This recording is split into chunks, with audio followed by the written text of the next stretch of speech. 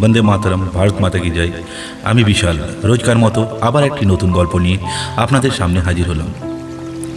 একটা কথা আছে, উপরওয়ালা সবার জন্য সব কিছু আগে থেকে রচিত করে রেখেছে, লিখে রেখেছেন।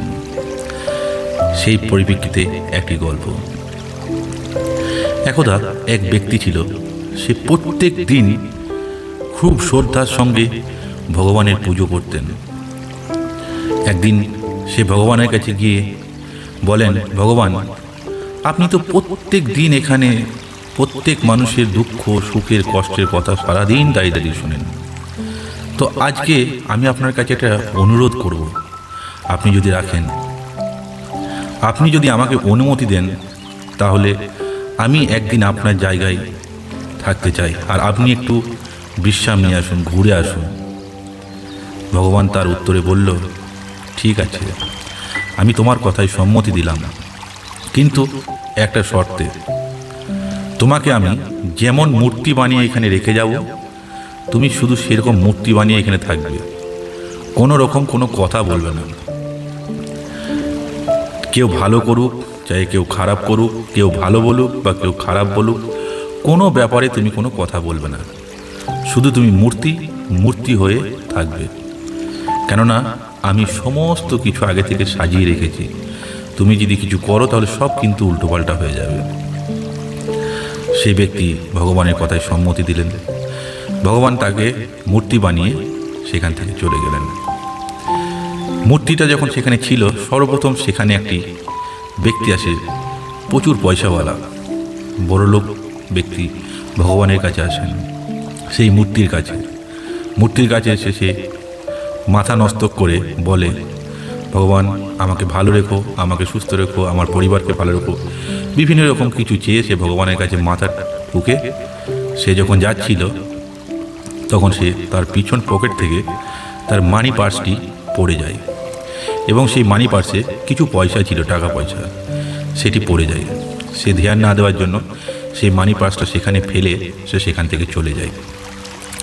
তার কিছুক্ষণ পর সেই জায়গাতে, সেই ভগবানের মূর্তির সামনে এক গরিব ব্যক্তি আসে, এবং সে ভগবানের কাছে এসে প্রচুর কান্নাকাটি করে, ভগবান, আজকে 2 দিন হলো আমার বাড়িতে কোনো খাবার জুটেনি, আমার বাচ্চারা খিদেতে মরে যাচ্ছে, ভগবান, আপনি আমাকে আজকে কিছু পয়সার ব্যবস্থা করে দিন, তাহলে আমার ছেলে দুটো খেতে পাবে, আপনার অসীম কৃপা। এই বলে সে ভগবানের কাছে কাকুতি মিনতি করে কান্নাকাটি করে প্রার্থনা করে।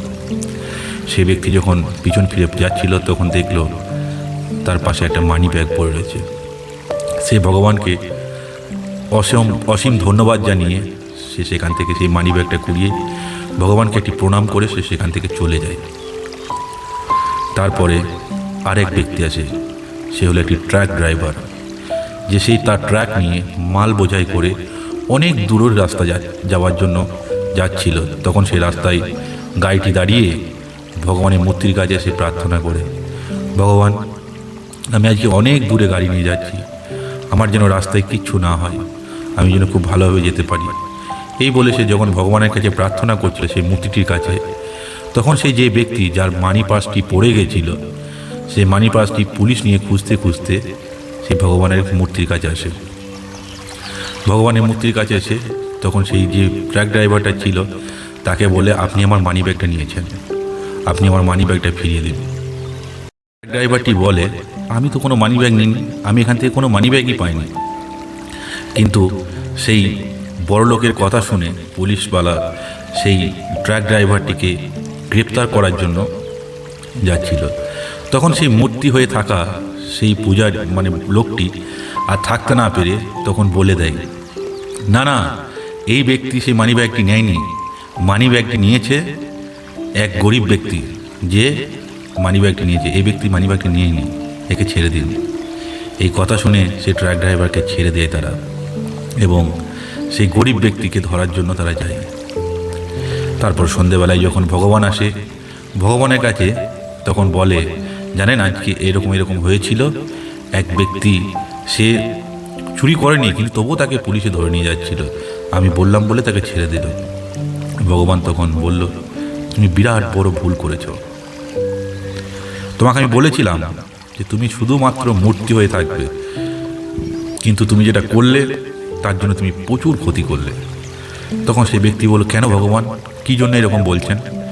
তখন সেই ভগবান তাকে বলল যে প্রথম যে ব্যক্তিটা এসেছিল তার যে মানি ব্যাগটা পড়ে গেছিল, তার যে মানি ব্যাগে যে টাকাটা ছিল তার কাছে কিচ্ছু নয়, সে প্রচুর বড় লোক।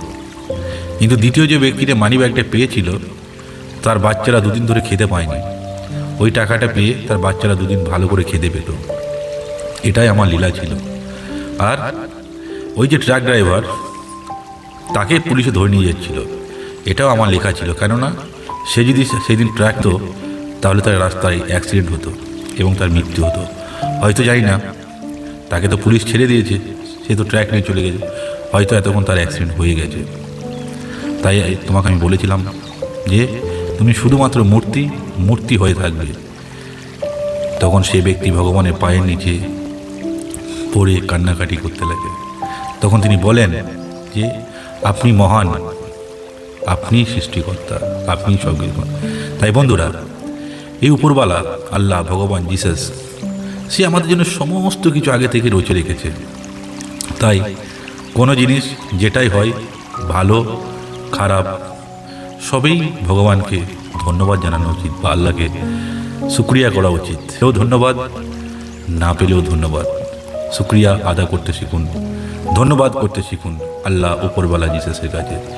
তিনি সর্বদা যা কিছু করছেন সব আমাদের জন্য আগে থেকেই রচে রেখেছেন। তো যদি ভিডিওটা ভালো লেগে থাকে অবশ্যই একটা কমেন্ট বক্সে জানাবেন। ধন্যবাদ, ভালো থাকবেন।